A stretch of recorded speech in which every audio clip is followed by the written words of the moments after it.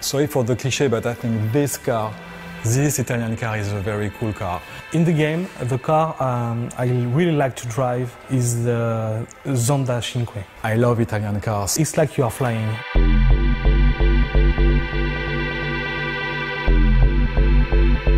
One of the decisions we had to take when we started Test Drive Unlimited 2, it was do we keep the old racing engine or do we develop a new one?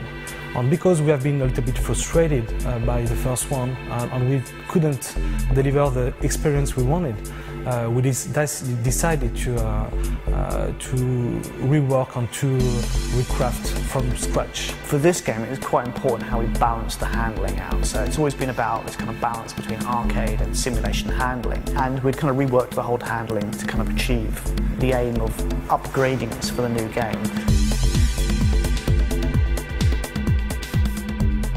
To achieve that, what we wanted to do is to have a basis of the physics engine as realistic as possible, so everything is simulated.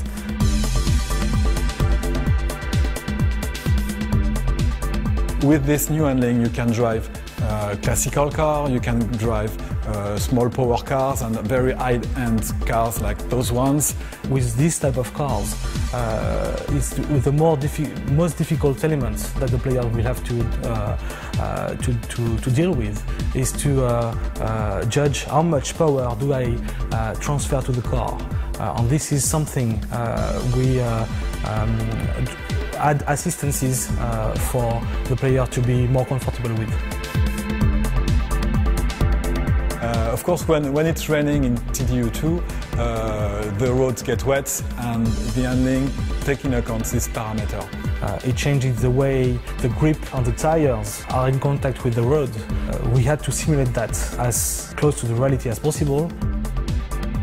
So it's take very large variety of different cars, different handling, different kind of surface that you go on, and weathers. What we have now, it's 90 plus cars. So the beta side of things was an interesting one. I mean, we went into that with, you know, a couple of kind of things we chiefly wanted to achieve.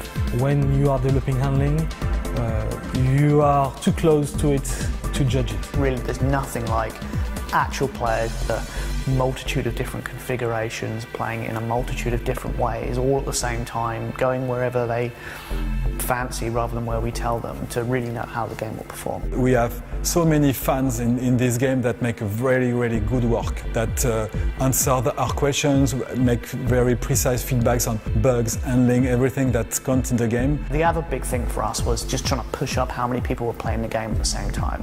Look what happened in the real world, because there's only so many people you can get internally playing it, even with a nice large test group. It's nothing compared to a real world play environment, so it helped us kind of emulate that. And the good things about Test Drive is that it's a game that we will stay with the community together and continue developing. You know, we've put our heart and souls into this game for the last few years, and we've been working with many of the fans out there to try and get it exactly right and on the nail, and we're all very excited that it's going to be coming out soon. What we are sure is every player will find his car.